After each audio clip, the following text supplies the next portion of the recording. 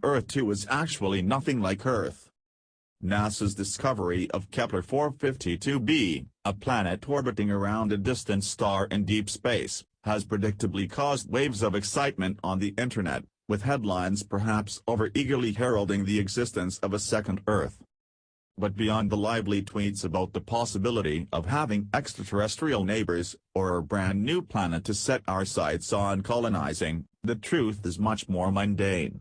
Look a bit closer, in fact, and it seems Earth 2 is actually nothing like our own planet, with some experts even claiming that Fireball Venus has more in common with us. Here are just a few of the key differences between Earth and Earth 2. Kepler 452b is 60% larger than Earth. The planet's star is around 1.5 billion years older than the Sun. It orbits its star once every 385 days. It has twice the gravitational pull of Earth. On the surface, it may sound like the discovery of Kepler 452b is something of a revelation, but new planets are being found all the time.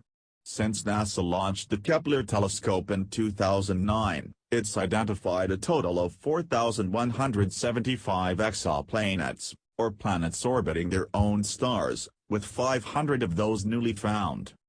However, many of these worlds are either much bigger than Earth or orbit too close to their stars to harbor life. Indeed, astronomers have only found evidence for 13 of these planets being potentially habitable so far.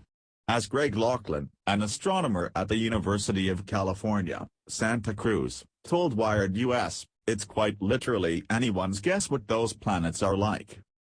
Furthermore, although the new planet may be the most Earth-like found to date, that doesn't necessarily mean it could harbor intelligent life, or any life at all, for that matter.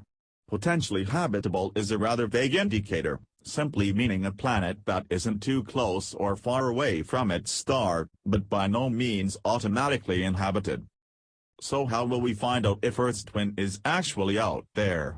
Until the launch of the James Webb Space Telescope, set for 2018, which will be powerful enough to detect the atmosphere of some planets within its sights, we may be waiting a while for the answers.